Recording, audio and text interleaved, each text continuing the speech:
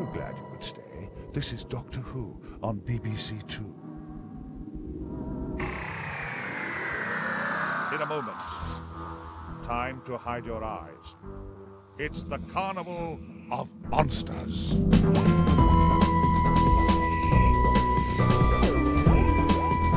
Then, open your eyes. Where have you brought me to this time, old girl? Whoa! It's the pathetic aliens. Oh. Want to get away from it all? Build yourself a TARDIS. Get back! And run for your life. The Daleks are coming. Takes all sorts to make a universe. One or two of my best friends were human. As for Daleks, Cybermen, Zygons, dreadful. Dreadful. Between you and me, we couldn't live without them. No, no, no.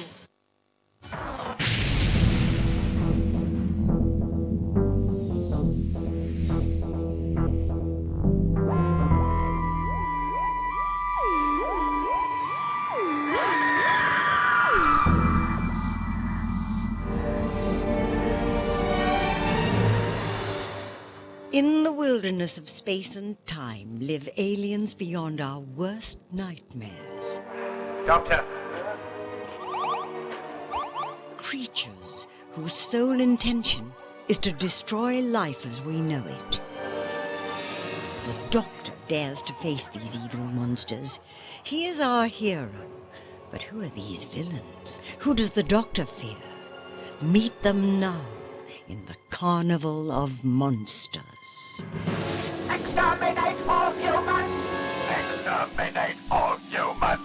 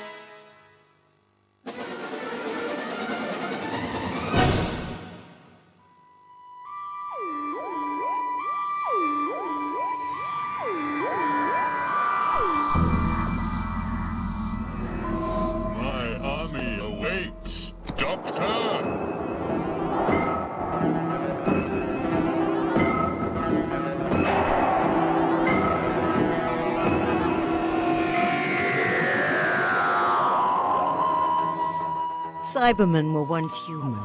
They came from the planet Mondas, a twin of our own Earth. But these cyborgs exchanged human parts for robot parts and began a terrifying transformation. Come on! What the heck? Rather than friends, they became a fearful foe. What are we gonna do? Against the wall! Remain silent, or you will die. Who the heck are you? The Cybermen first landed at the South Pole. Their planet was dying, and they sought to drain energy from ours. The evolution of the Cybermen was rapid. They became less and less human and more like robots. They even spoke like machines. We've got 2 men in space. If we don't act now, we won't get them back alive. They will not return. Why not? I eventually came up with this voice, which I based really, I thought in those days, on a sort of computer voice. So it was, we do not want you to go into that area. It was all very broken. Well, there is really no point. They could never reach us now. Care? No, why should I care? It lasted for, I think, for the one, and then we changed the voices for the next lot. We will survive. You had this head on, and the mouth was attached to your chin by a rubber strap, I suppose, or elastic or something. So when the line came that the Cyberman was supposed to say, you did that, you see, and it opened this letterbox flap. Peter Hawkins said the line off camera, and on the end of the line, you shut it. So you didn't do that, you just opened it, the line came out, and shut it. I was a Cyberman because they all go, no way. Because it was great. It's the most scary. I think next to the Dalek was the most scariest of the Doctor Who baddies.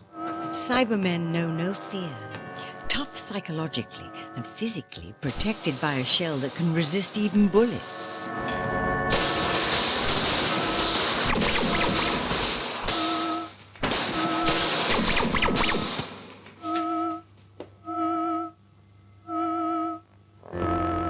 And the gear, you just think this is going to be horrible. Is what you think. And it was far, far worse than you could ever imagine. First of all, the outfit went on. It was a bit like a crimpling suit, as I remember, and you get zipped up and they put the chest plates on you. Moon boots, gloves, and the helmet was probably the worst. And it was held with 4 screws. I mean, one of the technical guys would sit and screw you, the back plate of this helmet, in, and you just knew once you were in it, you were never going to get out of it, and that was absolutely true. As they developed into total machines, the Cybermen swapped their conscience for logic. They felt no emotion. It was a human failing they'd left behind. Who is this woman? An Earthling, no one of consequence. It's a lot. Be quiet. She's one of your crew. In a manner of speaking. I see the Time Lords have emotional feelings. Of sorts. Surely a great weakness in one so powerful. Emotions have their uses. They restrict and curtail the intellect and logic of the mind. They also enhance life. When did you last have the pleasure of smelling a flower, watching a sunset, eating a well-prepared meal? These things are irrelevant. For some people, small, beautiful events is what life is all about. Kill her. Cybermen were not invincible. They could be defeated. But it needed a sudden, devastating attack of extreme violence. It was the only language they understood.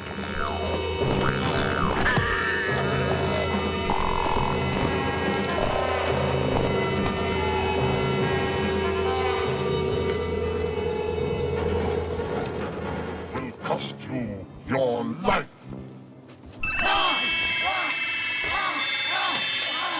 Sometimes the Cybermen used to get killed and their heads were blowing off and things, so they'd have a special costume for a shortish person, and their head would be above my head inside their costume.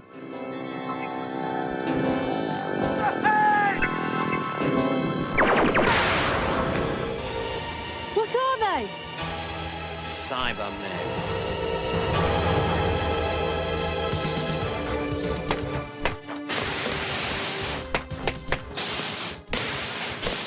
Eradicate them. The Cybermen came back, stronger and more determined. But they had a weakness for gold. Primitive arrows tipped in the precious metal could kill. And so would modern laser guns. The silver tide was driven back. For now.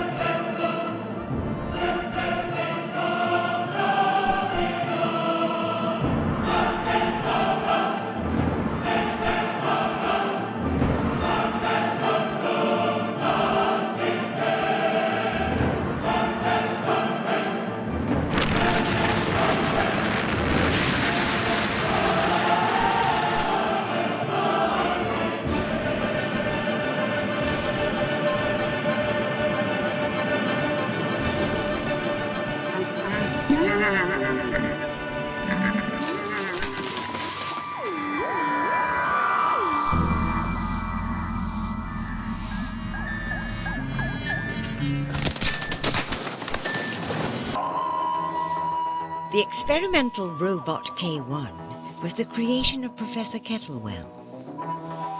But the robot was reprogrammed by the sinister Scientific Reform Society. It became their tool for seizing control of the world's nuclear power.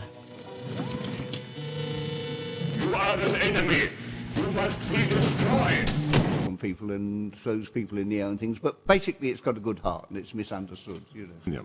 With me inside it, and because I couldn't see where I was going and had these huge articulated feet, I kept falling over and cutting myself to pieces. There were all sorts of bolts and rivets inside it, and I'd come out of the thing with blood everywhere. Oh dear, so they put a bit more padding in.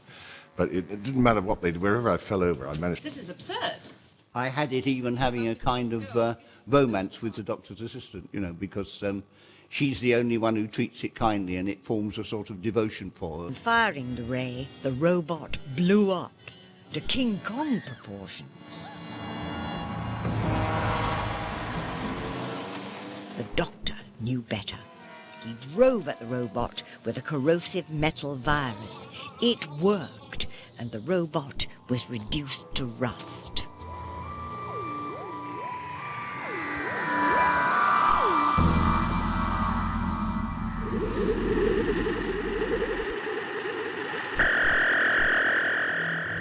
She must answer some questions first. Why are they afraid?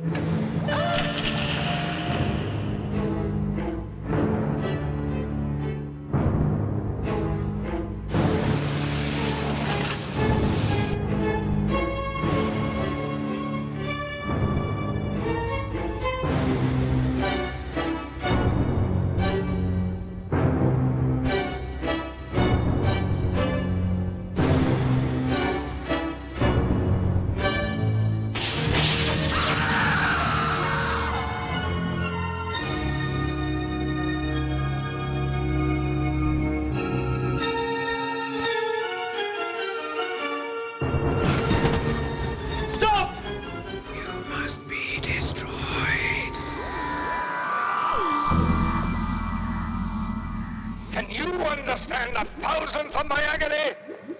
I, Morbius, who once led the High Council of the Time Lords and dreamed the greatest dreams in history, now reduced to this, to a condition where I envy a vegetable. Morbius should really be dead. He is a renegade Time Lord from Gallifrey. He was executed by his own people for his heinous crimes. But his brain survived and was rescued by the fanatical scientist Solon.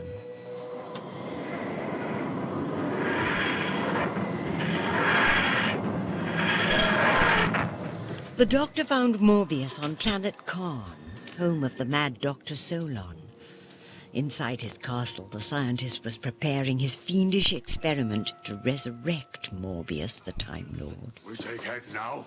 You put that away. This will be no crude butchery. Solon drugged the Doctor, intending to use his head for the brain of Morbius. Plan A is foiled. Sarah Jane discovered the horrible truth. A Frankenstein body made from the remains of dead aliens. Solon had a plan B for the head of Morbius. There, did you see that? You see, that was the first sign you would expect. Successful. The costume designer would have to literally sew you up completely in this costume that was very, very thick latex rubber. And then he would have to dress it, put fur on it, all hairy it was at the back. And there was no question of you being able to get out of the costume through the whole of the shoot. When it is learned that I, Morbius, have returned from the grave, my followers will rise in their millions. You really can't go on calling yourself Morbius. There's very little of Morbius left. Morbius took on the Doctor in a series of violent encounters. It ended with the ultimate challenge, 2 Time Lords in a battle of the brains. On guard, Morbius.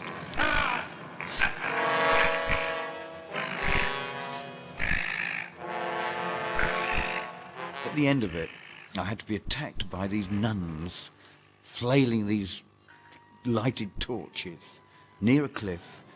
And we had to do quite a spectacular fall in this costume with this huge goldfish bowl head. Being a gymnast, I was able to get pushed over the cliff, do a complete somersault, and land in a layer of boxes.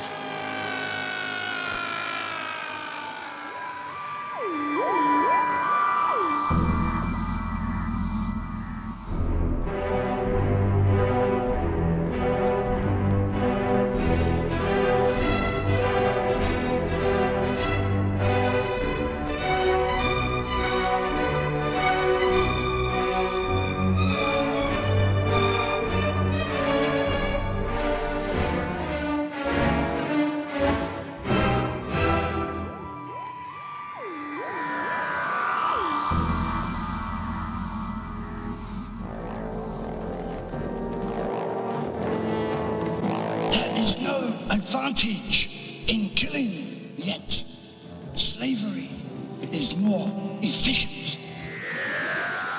Sontarans are cloned warmongers from an unknown planet. They've amassed enormous battle fleets in their continuing war with the Rutans. They live to fight any time, any race, their hideous battle-scarred bodies hidden inside their robes of war.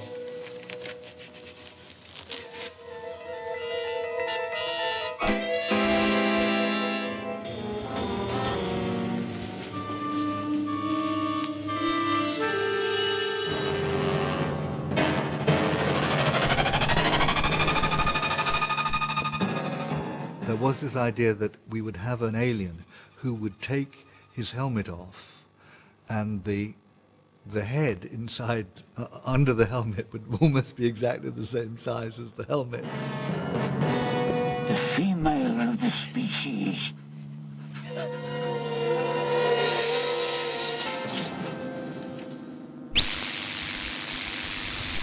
Nothing is deadlier than a Sontaran.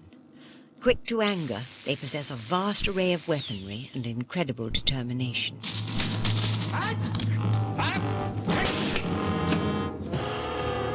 Speak of an abomination. Words, Earthling, will never prevail against Sontaran might.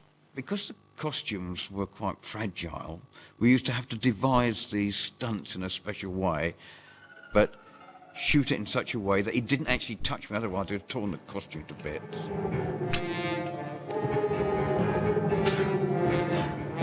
The Sontarans are powerful, but tire quickly.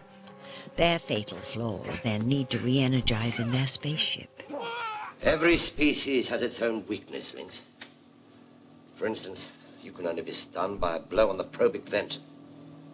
That small hole at the back of your neck.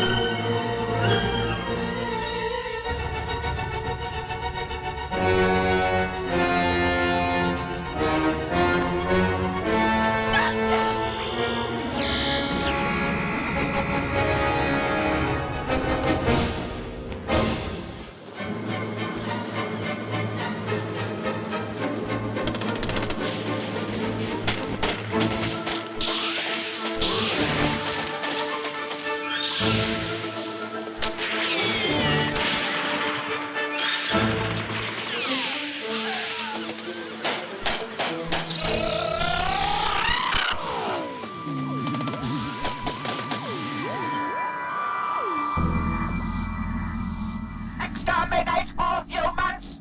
Exterminate all humans! Exterminate, annihilate, destroy!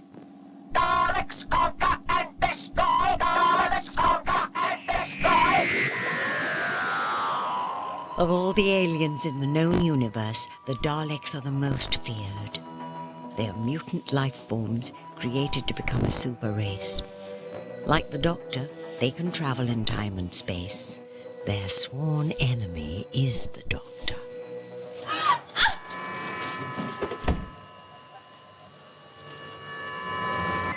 Their first epic encounter was on Skaro, the planet where the Daleks were created. You will move ahead of us and follow my directions. This way. Help me! Kill him! The Daleks are highly intelligent, technically advanced, ruthless killing machines. Resistance will be dealt with in the same way. Capsule now. The design of the Daleks is almost perfect. They have armor casing, they have built-in neutralizer weapons, they have all-round vision. Exterminate him! Exterminate him! Exterminate him! The design was mine. I did ring up Terry Nation at one point and said, "Look, I'm a bit worried about this. What do you think? What are your thoughts about this?" He said, "There's a show on in London at the moment called the Georgian State Dancers. There's a dance in that where the peasants come out in long skirts and they float across the stage as though they're on roller skates." He said, "Well, that's how I see the Dalek. You know, no legs." I still have an ongoing sort of nightmare, and it is in some place where we're in this long corridor and the Daleks are coming, and I remember when we were actually shooting it, the fear was real because they are inanimate and they are just coming, you know, and at you, and it was really quite scary. Where are the space travelers? The genius of the Dalek, of course, is that it didn't look like somebody in a suit. If you wrote down the description, people would say, "What's scary about that?" The Daleks are strategic experts. They retain the element of surprise. The sound of a Dalek is the last sound you can expect to hear. You will obey! You will obey! We are the masters of her. I perhaps do 2 or 3 voices, and I do one talking to another one, and altering the tone of things as it went along.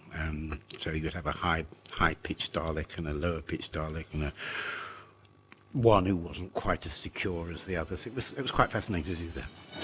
State expansion, primary neutrino release.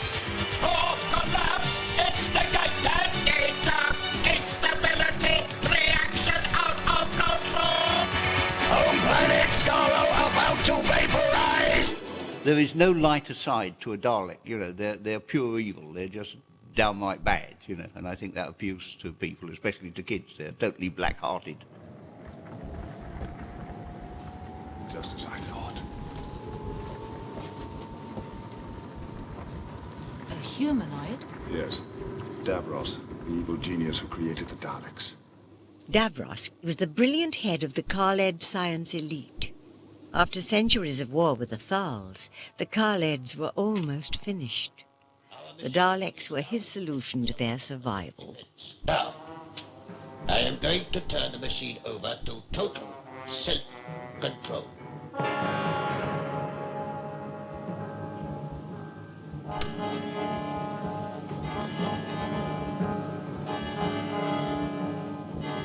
Brilliant. Brilliant. It has detected the non-conformity. Idiots! I must exterminate! Exterminate! No! You dare to interfere. You have the audacity to interrupt one of my experiments. But he would have destroyed him. So you think the saving of a worthless life more important than the progress we have made? But Davros had created a monster. The Daleks were soon out of his control. Exterminate! I am your creator! You must, you will obey me! We obey no one! We are the superior beings! Exterminate!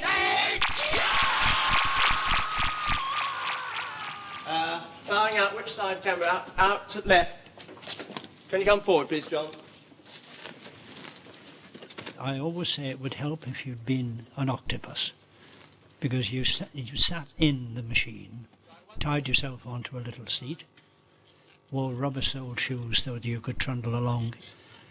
You needed 2 hands to fire the gun, diddly-dum, diddly-dum. You need 1 hand to fire the famous sink plunger.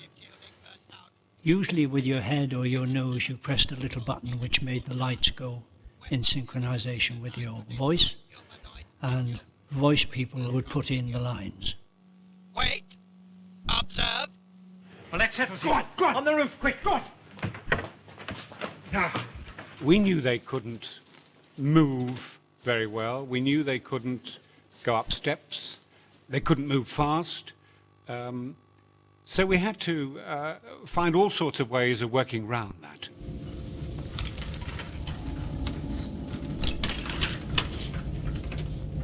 If you're supposed to be the superior race of the universe, why don't you try climbing after us? Bye-bye! Children were onto it. They were always telling, they say, do you know how to deal with dark? I'd say, no, how do you do that, Frank?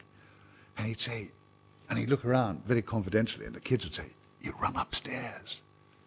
And then I was, would have to be, so they told me this all the time, and I kept having to pretend to be amazed. And it was good for children to work that out, wasn't it? Because the Daleks couldn't go upstairs. Stay where you are. Do not move. Stairs! Oh, sorry. You are the Doctor. You are the enemy of the Daleks. You will be exterminated. Exterminate. Exterminate. Exterminate. Exterminate. All human female sighted on level 3. What are you calling small? Under attack. Under attack. Vision impaired. Reinforcements requested. The Daleks rained terror across the galaxies. The Time Lords decide that the Doctor should go back to the moment of their inception, to blow up their incubators on Skaro, to kill them at birth, to change the course of time. Have I that right?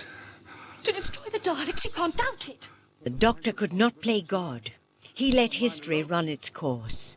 The Daleks would lead the Carnival of Monsters.